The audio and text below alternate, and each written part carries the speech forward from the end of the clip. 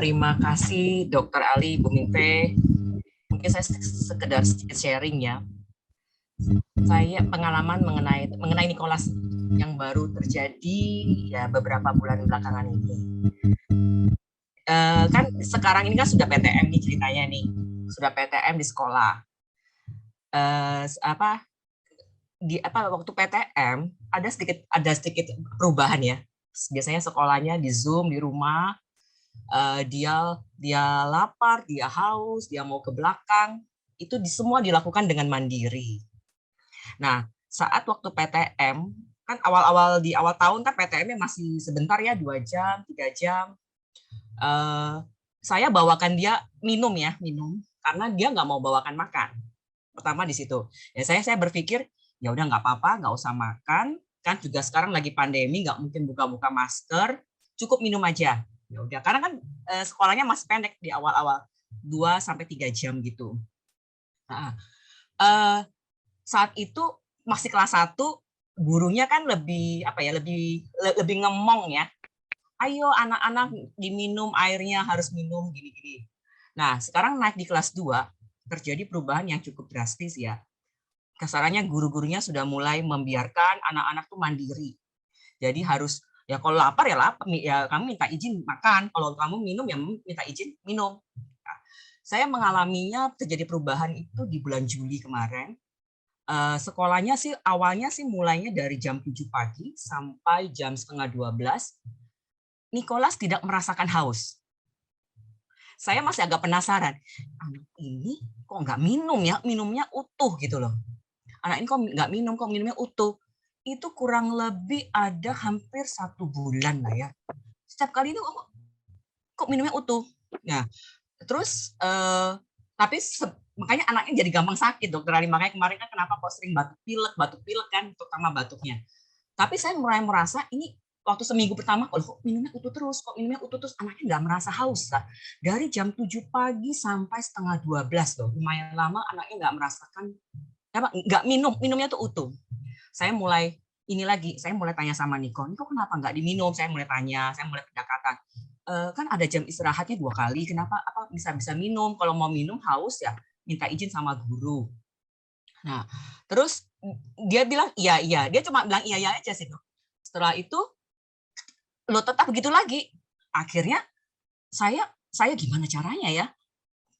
Bilang ke gurunya bilang, saya sudah ingatin kok Bu, tapi anaknya mungkin lupa gitu juga. Saya sudah ingatin, anaknya mungkin lupa. Tapi kan kita nggak mungkin juga ya nyuruh gurunya terus selalu mengingatin dia. Kan bagaimanapun dia juga harus bisa mandiri juga.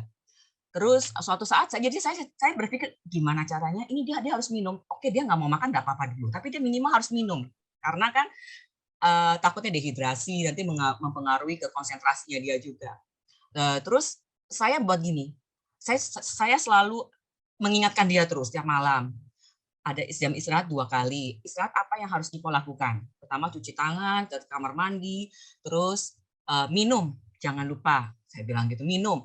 Pokoknya nanti pulang ini botol ini harus habis ya. Itu nancap sih, lo nancap di Niko. Jadi akibatnya botol ini harus habis itu nancap di dia. Jadi waktu saya jemput dia lihat saya, itu cepat-cepat dihabiskan. Cepat-cepat dihabiskan, jadinya dia nggak minum waktu sesi-sesi yang antara jam 7 sampai jam setengah 12 itu dia nggak minum kan, jadi dia cepat-cepat habiskan. Pokoknya habis kan pikirnya dia, jadi akhirnya jadi ke habit ya jadinya. Nah, jadi aku pikir ini sepertinya bukan solusi juga. Apakah benar? Saya pengen ngecek sih ini benar-benar dia nggak merasa haus atau dia nggak nyaman sama lingkungan, karena kan masa baru kan, namanya baru sekolah PTM full temannya biasanya ketemu di layar, tahu-tahu sekarang harus ketemu langsung. Atau bagaimana saya masih bingung juga, tapi selama ini ya saya lakukan ya memang dia minum terus habis. Nah, terus tanggal 21 Agustus kemarin itu full PTM lagi dari jam 7 sampai jam 13. Saya warning lagi dia lagi. Ini dimakan ya, kan kata pasal mau nggak mau harus bawa makan. Dimakan ya, ini diminum. Pertama dia nggak mau bawa makan, enggak, makan di rumah aja. Dia bilang gitu. Saya ada feeling lagi, ini masa nggak rasa lapar ya? Masa nggak rasa kepingin ya? Masa nggak rasa lihat orang makan nggak kepingin makan ya? Kan kadang bingung juga kan. tetap saya bawakan, saya tetap bawakan. Saya sudah bilang sama dia, nggak perlu habis, nggak apa-apa. Yang penting makan 1-2 sendok saja nggak apa-apa. Yang penting jamnya makan ya makan gitu aja. Terus akhirnya ya dia lama-lama terlatih sih, terlatih minum yang dibawakan habis. Jadi nggak dihabiskan saat pulang lagi, nggak. Lama-lama terlatih. Dia juga makan, dia juga minum. Nah, saya jadi berpikir, apakah ini karena saya yang membentuk habitnya, atau memang dia sebenarnya ada masalah di insula korteks juga, jadi dia nggak bisa merasakan sebenarnya gitu. Atau saya membentuk habitnya, tapi nggak tahu lagi nanti kalau pindah tempat lagi apakah dia akan tetap seperti itu gitu. Ya gitu ceritanya apa Bu Mingfei. Iya, iya. Boleh saya cari komen sebentar Boleh. mengenai tadi. Makanya saya butuh pendapat Bu Mingfei juga, apakah memang ini masalah di insulanya atau memang atau dia nggak nyaman sama lingkungan, bisa juga kan. Tapi kan ditanyain dia masih belum bisa menjelaskan panjang lebar gitu loh. Tapi selama ini sudah dari tanggal 21 Agustus sampai sekarang dia makan, dia minum, semuanya habis semuanya. Apakah itu akhirnya terbentuk habit atau memang dia benar-benar lapar atau benar-benar haus, kita nggak tahu juga gitu. Kalau itu masalah insula korteks, menurut saya itu akan konsisten. Dia Oh, gitu akan ya. seperti itu di rumah juga seperti itu, gitu ya. Nggak cuma di Oh, sekolah aja kan. iya di sekolah aja Kalau sih. kalau ini cuma di sekolah aja mungkin gini kan Mas, baru-baru nih, nggak Iya. pernah ketemu temennya, mungkin dia over excited atau malah dia tertekan.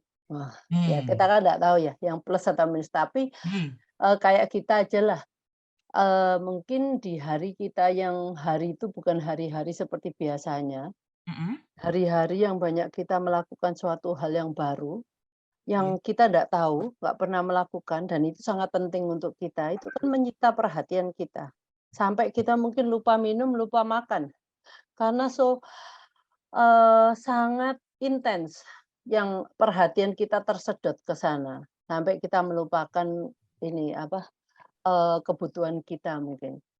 Hmm. Nah itu karena di rumah kan dia nggak seperti itu ya Bu Megi? Enggak. Karena memang di rumah dia sudah mandiri. Jadi kamu mau minum yang ambil Iya. sendiri, mau makan makan sendiri gitu. Kan lingkungan di sekolah itu yang sudah lama dia nggak ikut, yang Iya. dari online, tiba-tiba dia harus bertemu dengan anak-anak yang lain, mungkin dia sebelum itu, experience-nya ketemu sama orang-orang juga sebelum pandemi berhenti itu mungkin juga sudah atau belum? Ketemu teman-temannya setahun atau 2 tahun? Sudah ketemu, memang cuma jamnya kan pendek. Jadi Ya. saya sih nggak terlalu mempersoalkan, ya, pokoknya kalau dia memang haus ya dia minum gitu. Saya berpikirnya gitu kan. Karena jamnya pendek, itu sekitar sekolah cuma 2 jam gitu, 3 jam gitu. Tapi kan sekarang ini jamnya sudah panjang. Jadi Ya mungkin itu, karena dulu sebelum pandemi, kan pandemi kita 2 tahun nih, iya. kita vakum. Sebelum itu dia juga, kelas berapa, apakah dia sudah terbiasa kalau seperti kita SMP. Mhm. Saya sudah 6 tahun ini, SMP kelas 1, saya sudah 6 tahun, mungkin even 8 tahun, dalam sekelas bersama-sama dengan teman-teman yang lain. Jadi itu memori itu nggak gampang hilang ya. Tapi kalau saya mungkin cuma setahun, ketemu pun, sebelum pandemi, itu pun on off mungkin seminggu cuma 2 kali, 3 kali. Jadi, memori itu nggak terlalu, melekat ya.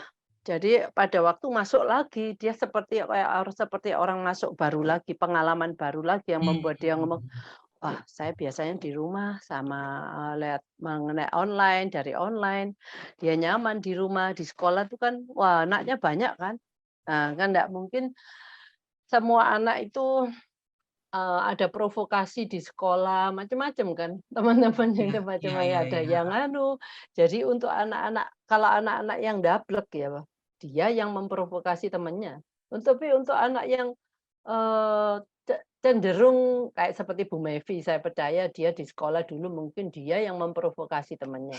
Tapi kalau anak-anak yang dengan, apa ya, inferior, Mhm. itu dia, eee, mel dia sangat berhati-hati, ini mana yang bisa melukai saya, ini mana yang mungkin dia sangat worry bahwa ada something Oke. happen wrong dengan, kondisi lingkungannya. Nah itu membuat dia ngomong, "Aku harus Kan kita nggak tahu ini gimana. Kelas Oke. baru, teman baru.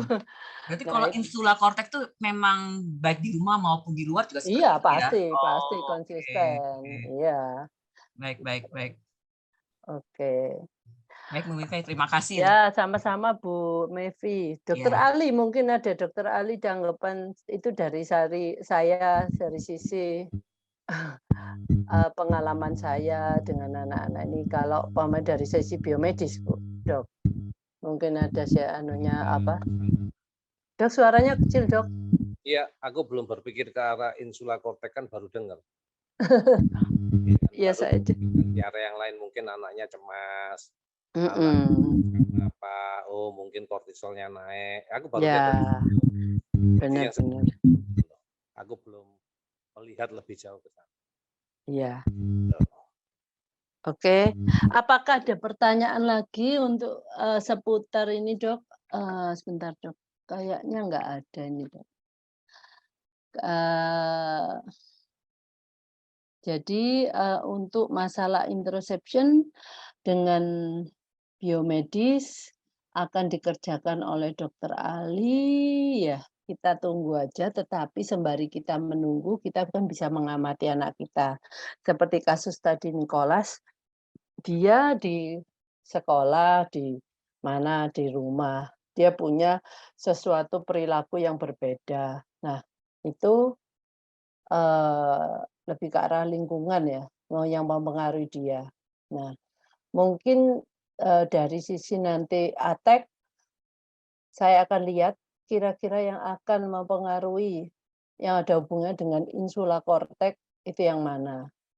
Dan, eee, jangan lupa lagi saya juga sudah share mengenai latihan-latihan mindfulness, latihan-latihan heavy work, apa, pekerjaan, aktivitas yang memberikan masukan besar terhadap otot-otot dan join-join. Join itu apa ya bahasa Indonesianya? Join. Sendi, terhadap sendi, dan juga, itu kan kemarin saya ada memberikan yang bisa dilakukan di rumah, itu ada beberapa banyak aktivitas itu bisa dilakukan. Eee, kalau yang untuk heavy work proprioception itu belum, itu sangat bagus bisa dilakukan walaupun anak-anak itu untuk menenangkan anak-anak yang terlalu hiperaktif.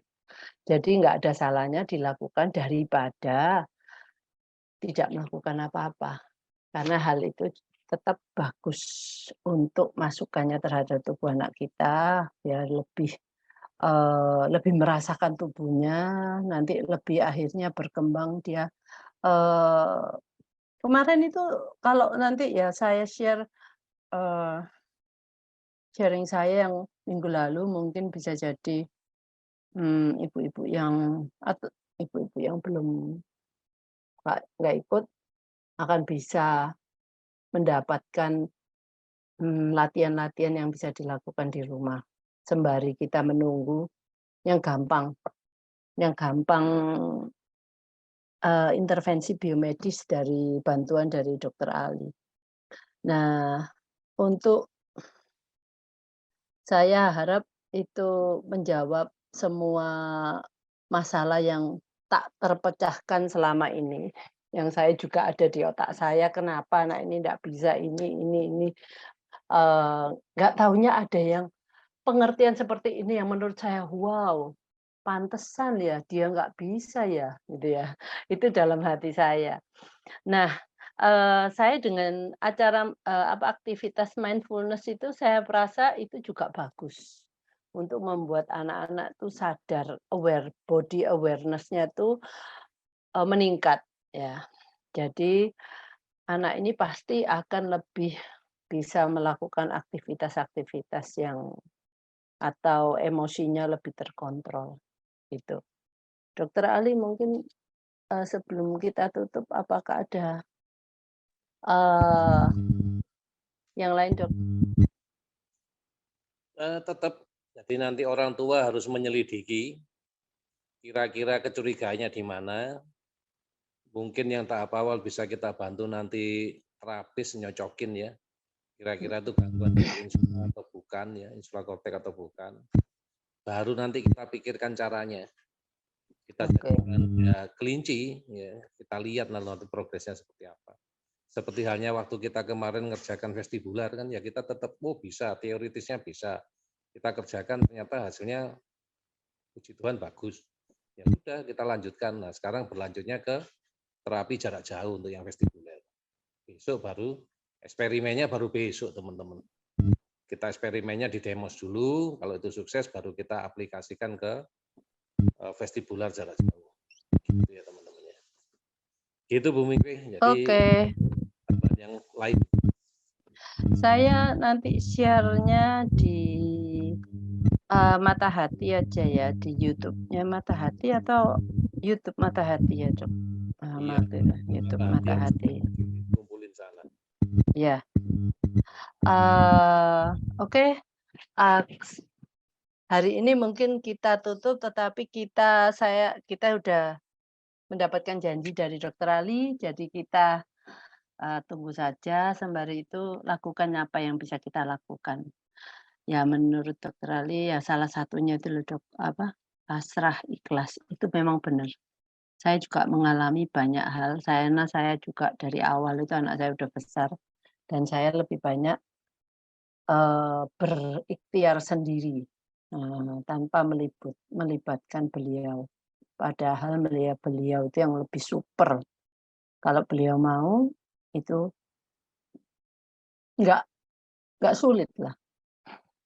Tapi ya itu mungkin ujian kita, kalau kita belum ya nanti ada saatnya kita mungkin bisa teringat bahwa ada sesuatu yang lebih berkuasa daripada kita, dan yang menitipkan semua persoalan ini atau menitipkan anak-anak ini ke kita gitu. Sebenarnya Tuhan menurut saya juga nggak tahulah kemampuan kita. Apakah kita bisa menolong anak-anak kita secara dengan akal kita saja. Oke, kita tutup hari ini lebih awal, nggak apa-apa. Sampai jumpa lagi minggu depan. Untuk saya mengatakan sensori yang lain. Oke, selamat sore. Terima kasih Dokter Ali sudah nimbrung di sini. Sampai jumpa minggu depan.